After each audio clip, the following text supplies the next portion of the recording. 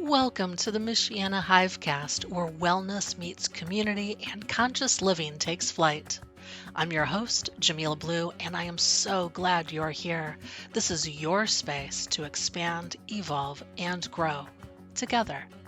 Each episode, we celebrate the heart of Michiana through real conversations with local practitioners, healers, creatives, and community builders who are lighting the way towards connection, balance, and transformation. Whether you're just beginning your journey or deep in your practice, you'll find inspiration, insight, and a sense of belonging right here in the Hive. At Conscious Michiana, we are all about uniting people, sharing resources, and co-creating a thriving, holistic community. So let's get buzzing, and thank you for being a part of this conscious collective. The Michiana Hivecast, buzzing with wellness, connection, and conscious living in Michiana. Expand, evolve, grow. We have Rachel Van Alstine, who is one of the lead organizers with the Parent Coalition for Child Safety and Wellness. And we're going to talk about this powerful and historic event that's happening right here in Indiana. In recognition of Bullying Prevention Month, child safety focused organizations from across the state are coming together for the first time to launch the Indiana Child Safety Campaign, which is a bold, community led movement calling for real change. We'll dive into what this campaign means, why it matters more now than ever, and how every Hoosier can be a part of the solution to protect our children. Thank you so much for being here with us today, Rachel. How you doing? Yes, I'm well. Thank you for having me. Yeah, you're welcome. I know when we met a couple of weeks ago, we were talking about the Bullying Awareness Month, and I learned about you and the Parent Coalition and the work that you're doing, and I was truly amazed and appalled at just what's going on and the lack of um, responsibility that's out there. And I just am really thankful for your organization as well as Rio's Rainbow that you made me aware of to learn more about this. And just so everybody knows, this is not just something like if you have kids in school, this is about teaching and understanding, like as a society, what we can do to be better and more respectful and more loving and kind to our fellow humans. And I think that this really sets a strong precedent as far as, going back down to our kids and just how they relate to each other. And I was just really stunned at some of the things that I found out. And I just thought that it would be important for us to have this little interview, to be able to talk and learn more about this, to be able to bring this to the community. So thank you, Rachel, for all of the efforts that you're putting through that we're going to learn more about. It's truly, truly amazing. So, what I wanted to first ask is what inspired the creation of the Indiana Child Safety Campaign, and why is it now the right time to launch this? That's such a great question, friend. Yeah, so what inspired this campaign is us uncovering the truth as to what exists in relation to our children's safety. And so many of us parents have been attempting to navigate systems to ensure their safety, only to find that these systems that are tasked with protecting them are oftentimes perpetuating the abuse. And so we've really uncovered this silencing culture within schools, within juvenile systems, within healthcare systems, within the DCS system, Department of Child Services, that we didn't fully understand until we were met with it. And really uncovering the magnitude that it exists here in Indiana is what has brought us to this threshold of launching Indiana's first child safety campaign. And so it was very alarming for us as parents to attempt to advocate for our children's safety, only to be met with systems that should be protecting them, telling telling us that they don't have resources, that they don't Mm, have funding, hmm. in addition to massive systemic gaps in child safety as far as like hierarchy and how we can hold systems accountable that are perpetuating abuse and neglect of our children. And so, for an example, for myself personally and many other parents in our coalition, we have been attempting to ensure our children's safety in school because many of our kids have experienced horrific bullying and abuse. And what we learned is that each individual school district is allowed to police themselves, which means they answer to no one. No one. If you try and go beyond your school district and say you report an incident to DCS because it should be reported, like in the instance of CSA, if that were to occur at school and you feel as a parent it should be reported to DCS because it should, and you report that instance of CSA to DCS, DCS is screening out those referrals because it happened in an institution. Oh, And so that's a huge gap in child safety because the school districts will tell you they're not equipped to handle these level of behaviors. They're not hmm. equipped to do these kind of investigations, but yet we have DCS screening them out at point of referral because it happened at a school. Wow. And That so, is a very, very urgent gap, yes, for sure. That's huge. yes. Are there any other urgent gaps that you're finding beyond this, or would this be the most extreme, or are there others that Um, are just as important? there are others that are just as important. There really are, and that's what we uncovered in this unexpectedly. And I so some other areas, for instance, similarly on this same thread, if you were to contact the Department of Education, the Indiana Department of Education, regarding concerns in your district, um, they will point you right back to your district as well and tell you that they cannot help you.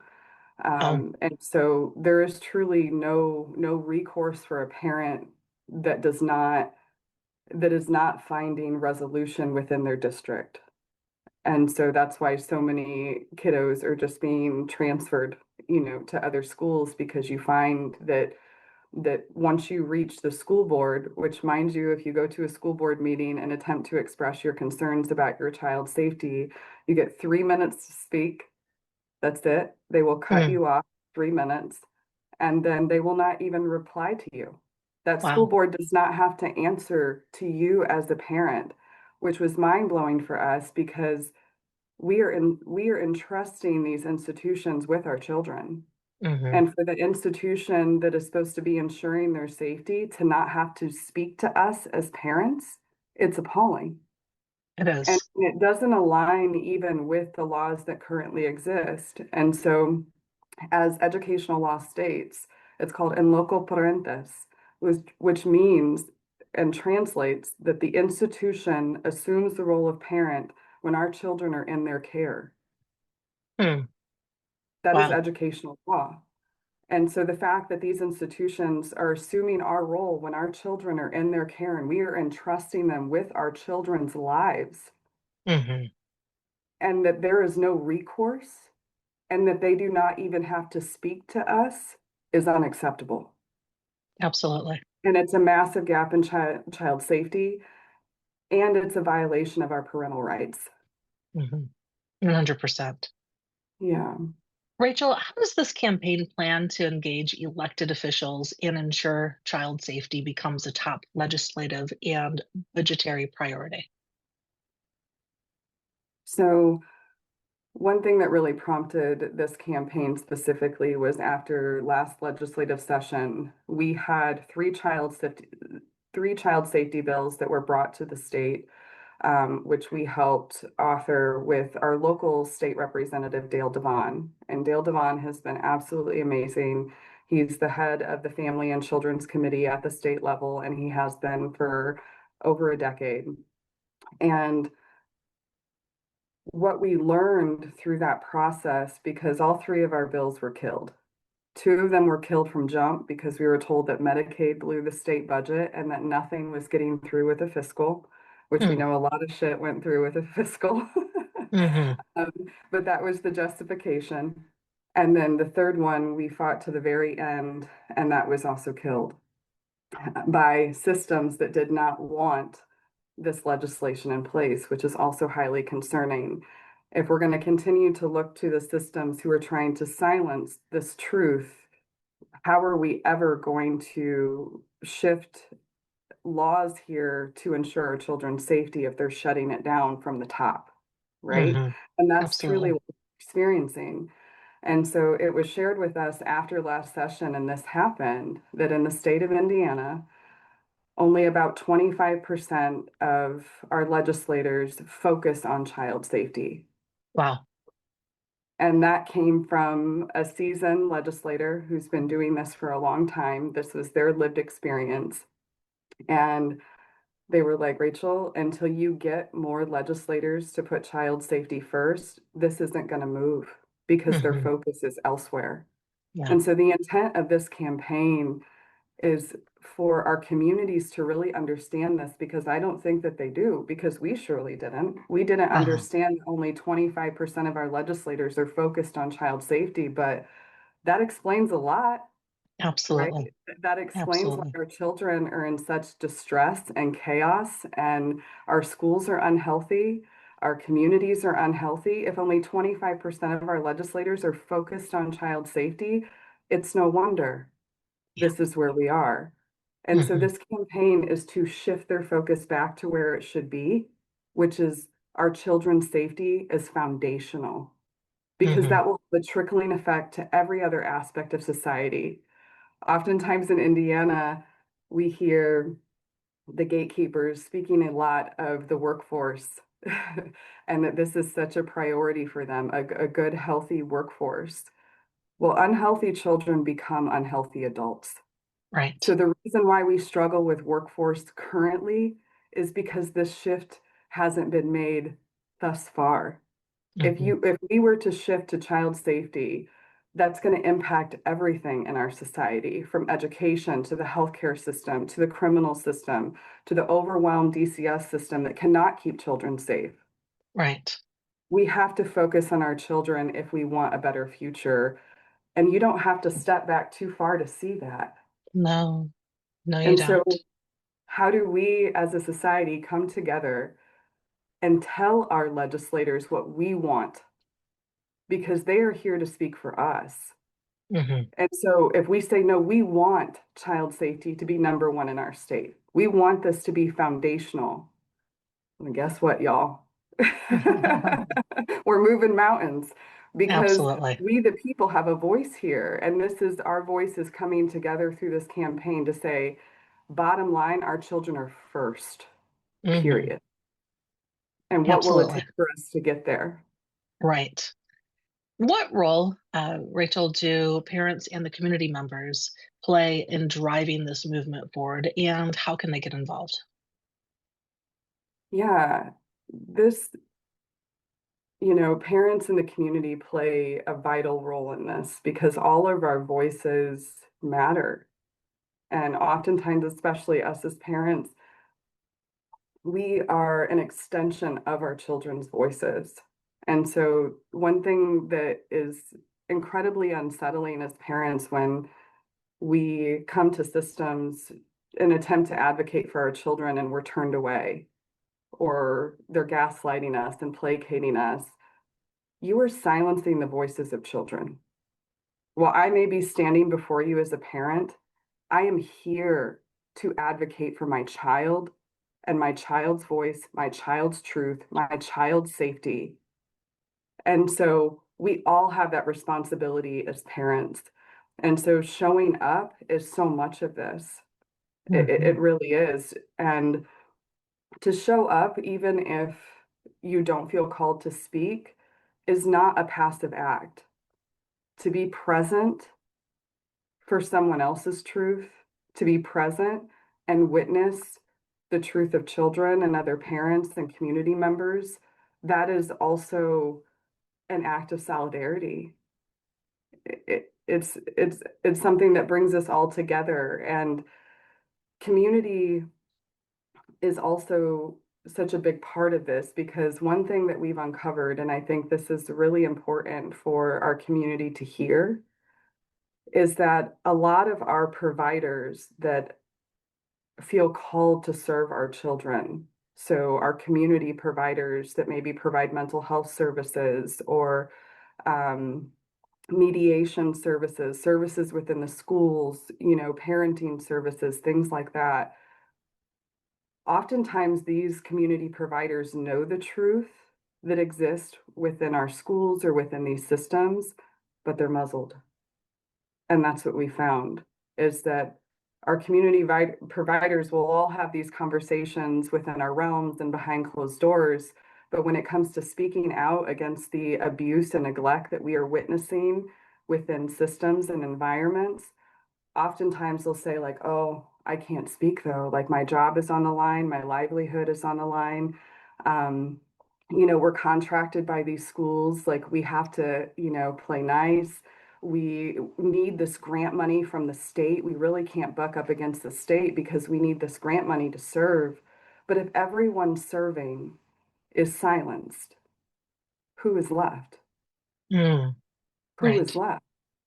And so that's so much of what we have found in the last 3 years of attempting to do this advocacy, is that because so many of our providers are nonprofits and they rely upon these contracts and grant money and their livelihood for survival, unfortunately, they've become part of the system that allows this to be perpetuated. Mm, mm, And so it's important for us to understand that even as a nonprofit, you can support a social cause. mhm. You can support the efforts of child safety being a top priority in Indiana regardless. You have that Absolutely. right, not just as a citizen, but also as an organization. You actually have that obligation, I would say, and responsibility. And you kind of went into this with that. And I love that you use the word responsibility, because we all have a responsibility here. All of the adults in the room, whether you're a Mhm. parent, a volunteer, just a community member, we know what is happening here. We all have a responsibility to come together and advocate for our most vulnerable, which are our kids. Yeah, exactly. Thank you for that.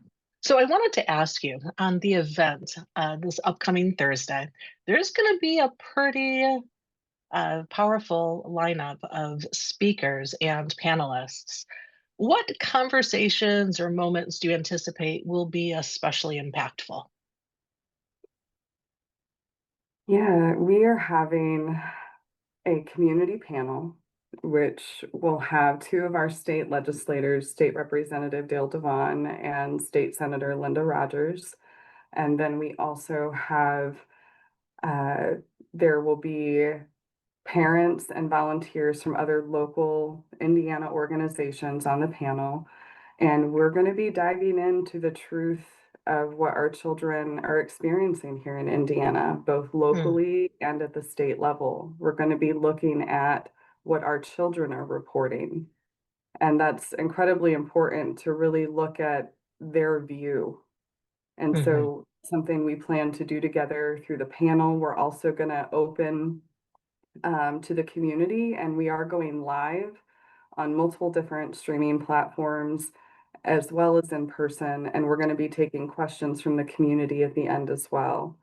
And then we'll be launching into our campaign and launch that together. And then we will be ending the evening with a very special guest speaker, Nikki Ball, who is Rio Allred's mother. And Rio is a kiddo from our community here in Elkhart that died by suicide due to known bullying at school in March of 22. how old was And she? she was 12 years old. She was 12 years old. Mm,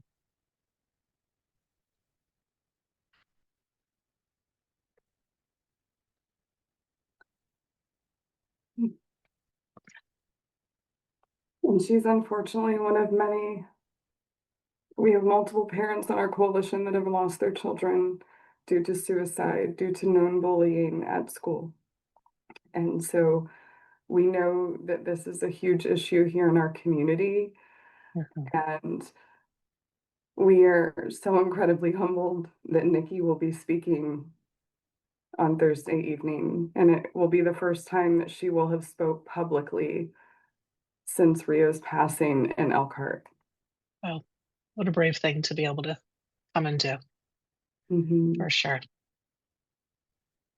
What does a safer Indiana for children look like to you, and what gives you hope that we can get there? Mm. Big question, friend. I feel all of us coming together in this movement recognize that a safer Indiana means that we are listening to our children. And in all of these environments and all of these systems, that's not currently happening.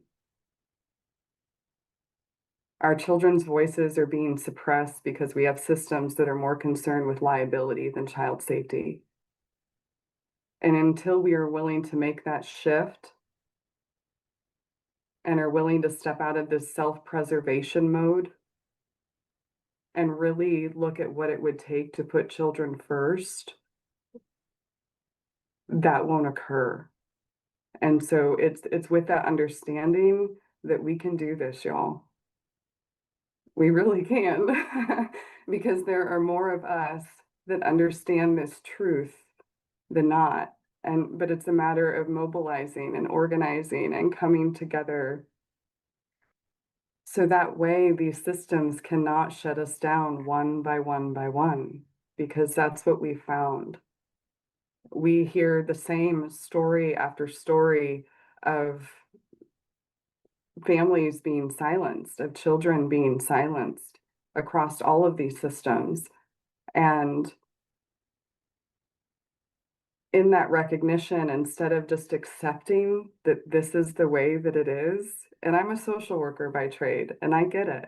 I have had to navigate all of these systems as well professionally from the very front lines of this. And you get to a point in every single one of them where they say that's just the way that it is.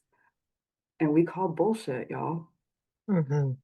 Like we call bullshit because we determine and mold our communities and societies. These are our values, but are they? Mm. And so that's where the hope lies. The hope lies in each one of us.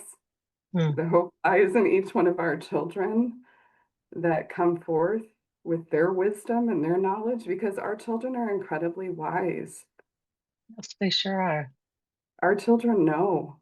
If you talk to any of these kiddos out here, they will tell you the truth of their environments. They will tell you the truth of their feelings, but are we willing to listen? Because it may make us uncomfortable. Hmm. It's going to take being uncomfortable to shift this. And none of Absolutely. us should be comfortable. Children are dying. Mm. Children are hurting. Children are being abused. None of us should be comfortable. And so until we're willing to lean into that discomfort, this will continue to perpetuate. And we have so much hope, especially in our events and when we come together in these gatherings, because all of us are willing to lean into the discomfort. And we meet it with love. And that's what it has to be met with as well. Because, Hmm. um, there is something to be said about alchemizing that energy of rage and anger and how do we channel it. And that's something that we've also had to learn as a collective in this journey, because I'll be honest, like you mess with the wrong mama's kid. you know, like there's something that shifts. Like we have a saying in our group, like we're not mama bears, we're mama dragons. Hmm. It's Hoo-ha. next level. Like you could do a lot of things, but to mess with our children and to attempt to silence our children, you've crossed a threshold of no return. Hmm. And we hold that as sacred Absolutely. because it is, and we Absolutely. all should. As we should. Absolutely. Rachel, is there anything that we've not hit on that you would like to make sure we bring into this today? I think, given the state of our world and the chaos that we all witness, it can oftentimes become so overwhelming, and that debilitates us in so many ways. And to stay in that state of fear, lack, and anxiety, what so many of us don't realize is it just then perpetuates fear, lack, and anxiety. And so to be mission focused and to recognize that we all have a part here and to not be overwhelmed by the larger scale that we're all witness to, but to really hone into what is my part? What is my purpose? What can I do here? And if we do that locally, man, friend. Mm, hmm. So just want to plant that seed because it's not too big. If each of Hmm. us are willing to step into our truth and our path and play our part for the highest and greatest good of all, we're going to shift it all. And that's what we're here for. And we do that as a society by focusing on our children. Hmm. Friend. I love that. Thank you for your time today, Rachel. I Thank you truly, so truly much. appreciate what you're doing and just the fighting the good fight each and every day and showing up as you are. Thank you. Thank you.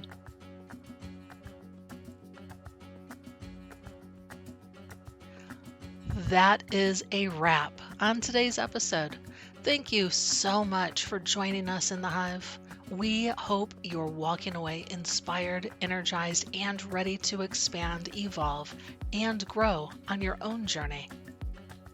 If this conversation moved you, sparked a new idea, or made you feel more connected, share it with a friend and help us keep the buzz alive. Conscious Michiana is a nonprofit powered by community, and your support helps us keep creating meaningful content, hosting events, and connecting people to the resources they need to thrive. Visit consciousmichiana.org/donate to contribute, because every drop of honey helps. Don't forget to subscribe, leave a review, and stay connected with us on social media. Until next time, be well, Michiana. The Michiana Hivecast, buzzing with wellness, connection, and conscious living in Michiana. Expand, evolve, grow.